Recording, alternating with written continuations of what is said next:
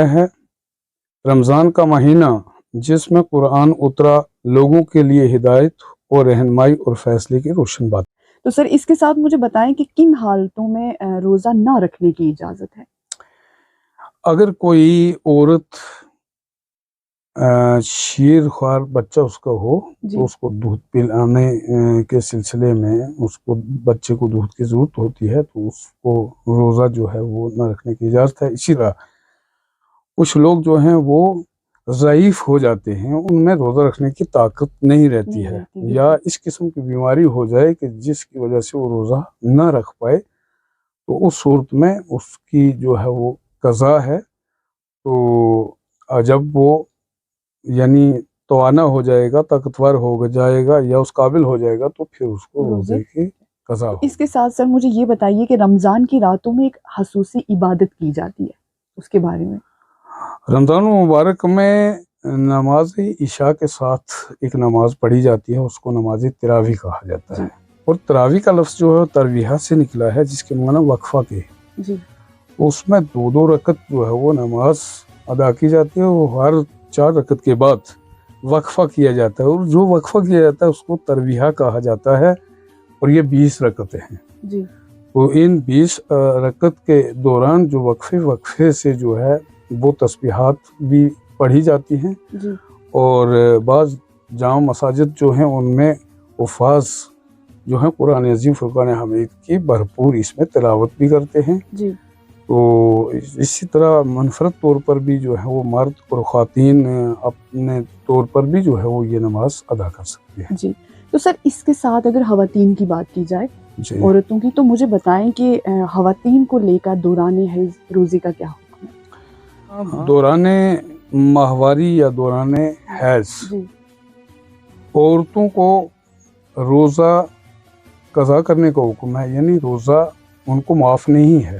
وجہ اس کی یہ ہے کہ روزہ بدنی صحت کے لیے جو ہے وہ اللہ تبارک تعالیٰ نے ایک نعمت عطا کی ہے، جیسے کہ ایام حیض میں اور مینسز میں عورتوں کو نماز معاف ہو جاتی ہے، اور نماز جو ہے وہ 12 مہینہ پڑھی جاتی ہے، لیکن روزہ جو ہے وہ 1 مہینہ کا ہوتا ہے۔ تو اس میں یعنی کہ یہ ایک بیماری ہوتی ہے جو عورت کے اندر زائد خون ہوتا ہے یا ایکسس بلڈ ہوتا ہے، تو اس کا خارج ہونا ضروری ہوتا ہے۔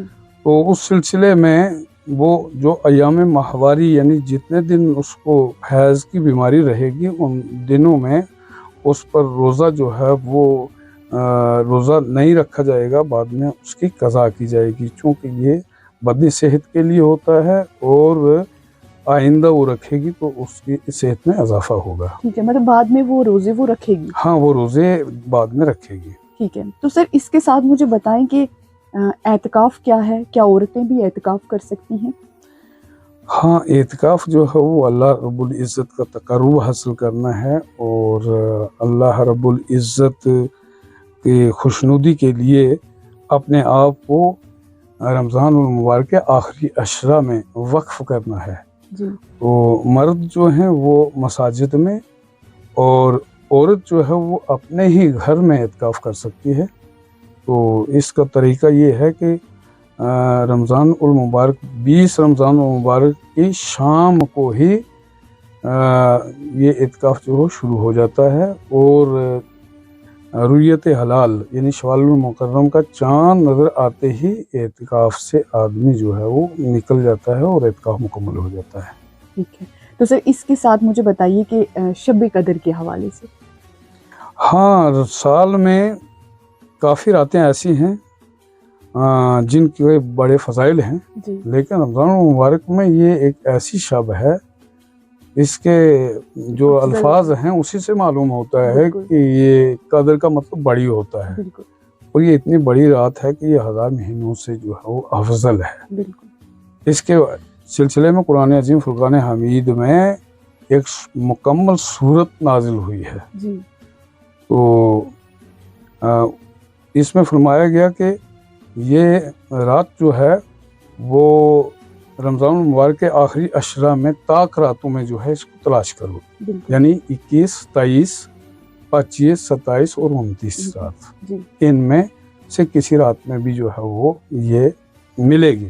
اچھا وجہ یہ ہے کہ پہلے اس کا علم جو ہے وہ حضور صدر کائنات صلی اللہ علیہ وسلم کو عطا فرمایا گیا، جی تو سرکار بتانے ہی والے تھے کہ دو صحابی اسی سلسلے میں ایک دوسرے سے جو تبادلہ خیالات کرنے لگے، جی تو سرکار نے فرمایا کہ اب اللہ تبارک تعالیٰ نے، میں بتا دیتا کہ ایک رات جو ہے معین جو رات بتائی گئی تھی وہ بتا دیتا، لیکن ہوا یہ کہ آپ کے آپس میں جو تبادلہ خیالات تھا اس کی وجہ سے اب اللہ رب العزت نے یہ حکم فرما دیا کہ اس کو راتوں ہی میں تلاش کرو۔ اچھا، تو سر اس کے ساتھ مجھے بتائیں کہ صدقہ فطر کیا ہے اور اس بار کتنا مقرر کیا گیا ہے اور کن لوگوں کو دینا چاہیے؟ صدقہ فطر جو ہے وہ رمضان المبارک میں جتنے بھی روزے رکھے جاتے ہیں، عبادات کی جاتی ہیں، ان میں جو کمی بیشی ہوتی ہے اس کو دور کرنے کے لیے جو ایک خیرات کی جاتی ہے اسے صدقہ کہا جاتا ہے۔ جی تو صدقہ فطر جو ہے وہ گندم یا جو، آٹا، کھجور، پنیر، ساوگی، ان چیزوں سے جو ہے وہ اہل عرب جو ہے وہ ادا کیا کرتے تھے۔ جی لیکن یہاں ہمارا کچھ معمول ایسا ہے کہ صدقہ فطر جو علاقے میں بتایا جاتا ہے تو وہ جو گندم ہوتی ہے، آٹا ہوتا ہے، یا جتنے بھی یہ جنس ہیں، تو ان کا حساب و کتاب جو ہے وہ ایک کر کے بتا دیا جاتا ہے۔ حالانکہ یہاں کچھ رئیس لوگ ہوتے ہیں، امیر لوگ ہوتے ہیں، صاحب ثروت لوگ ہوتے ہیں، کچھ متوسط لوگ ہوتے ہیں اور کچھ غریب لوگ ہوتے ہیں، تو اب ان کا جو ہے الگ الگ ہے، لیکن جو یہاں لوگ ادا کرتے ہیں وہ غریب والا جو متعین ہوتا ہے وہی سب ادا کرنا شروع کرتے ہیں، تو اس سے بھی صدقہ فطر جو ہے وہ ادا نہیں ہو پاتا ہے۔ یہاں علماء کرام مفتیان شرع نے جو مجموعی طور پر صدقہ فطر جو متعین کیا ہے، مقرر کیا ہے، وہ گندم یا آٹا 2 کلو 47 گرام ہے، جی جس کا صدقہ فطر جو ہے وہ 75 روپے بنتا ہے۔ تو اسی طرح جو کا 4 کلو 94 گرام، جس کا 145 روپے صدقہ فطر ہے۔ جی پھر اسی طرح کھجور 4 کلو 94 گرام، اس کا 410 روپے صدقہ فطر بنتا ہے۔ اور پنیر 4 کلو 94 گرام کا 1148 روپے بنتا ہے۔ اور ساوگی 4 کلو 94 گرام 4100 روپے جو ہے وہ اس کا صدقہ فطر بنتا ہے۔ تو اب وہ اسی انداز سے ادا کرنا ہوگا کہ جس طور پہ جو جس درجے کا جو ہے وہ آدمی ہوگا، یہ فی کس ہے، یہ ایک کا جو ہے وہ بتایا گیا ہے۔ تو اسی طرح گھر کے اندر جتنے بھی افراد ہیں، گویا کہ عید کے دن جو بچہ پیدا ہو رہا ہے اس کا بھی اس کے والدین کی طرف سے صدقہ فطر ادا کیا جائے گا۔ تو اسی کے ساتھ جو ہے وہ میں آپ کو یہ بھی بتا دوں کہ کچھ لوگ جو ہیں وہ روزہ نہیں رکھ پاتے ہیں، وہ ضعیف ہوتے ہیں یا وہ کمزور ہوتے ہیں، اور اب وہ اس قسم کے لاغر ہو جاتے ہیں کہ دوبارہ وہ صحتیاب ان میں کوئی امکان نہیں ہوتا ہے کہ وہ دوبارہ صحتیاب ہوں۔ ان کے لیے یہ ہے کہ جو پہلے درجے کے لوگ جو ہیں، غریب لوگ جو ہیں، ان کے لیے بتایا گیا ہے کہ ان کا فدیہ جو ہے وہ 2250 روپے ہے۔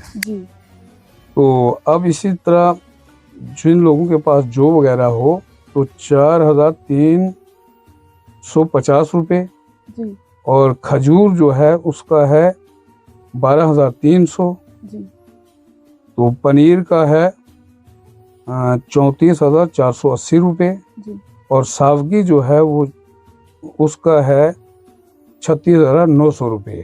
تو یہ 30 روزوں کا جو ہے وہ فدیہ ہوگا۔ تو 30 روزوں کا فدیہ جو ہے وہ ان لوگوں کو ادا کرنا ہوگا۔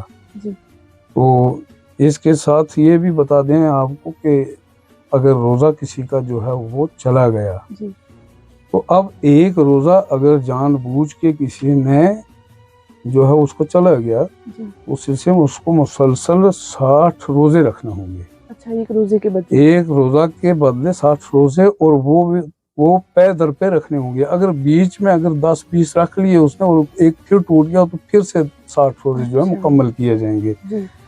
تو اب اس کا جو ہے وہ 60 مساکین کو جو ہے وہ کھانا کھلانا ہے، جس میں جو ہے وہ کوئی غریب شخص ہے تو اس کے لیے ہے کہ 4500، تو اسی طرح ہے 8700، پھر ہے 24600 اور 68880، پھر ہے 73800. یعنی کہ اس طور پہ جو ہے وہ اس کو کفارہ جو ہے وہ اس کا ادا کرنا ہوگا. فدیہ اور کفارہ، اس میں فرق کیا ہے؟ فدیہ جو ہے وہ اسے کہا جائے گا کہ جو آدمی بیمار ہو گیا یا ضعیف ہے تو وہ روزے نہیں رکھ پایا ہے، تو ایسا بیمار کہ جو صحت یاب نہ ہو، تو اس میں جو رقم ادا کی جاتی ہے ہر روزے کے بدلے میں، یعنی 30 روزوں کا جو ہے وہ اسے فدیہ کہا جاتا ہے، اور کفارہ اسے کہا جاتا ہے کہ جب روزہ ٹوٹ جائے، روزہ قضا ہو جائے، تو روزہ ٹوٹ جائے تو روزہ ٹوٹنے پر جو ہے وہ کفارہ لازم ہوتا ہے. اسے کفارہ کہا جاتا ہے. تو شکریہ سر، آپ اسٹوڈیو میں آئے اپنا قیمتی وقت نکال کر. شکریہ. تو ناظرین، یہ تھے مولوی منظور صاحب جن سے ہم نے رمضان کے متعلق بات کی. میں امید کرتی ہوں کہ آج کا پروگرام آپ کو بے حد پسند آیا ہوگا. آگے بھی ہم کوشش کریں گے کہ آپ سے بات کرتے رہیں. تو اس کے ساتھ میں اجازت چاہوں گی، مجھے اجازت دیجیے، اور ویڈیو کو لائک، شیئر، سبسکرائب کر دیجیے گا. شکریہ.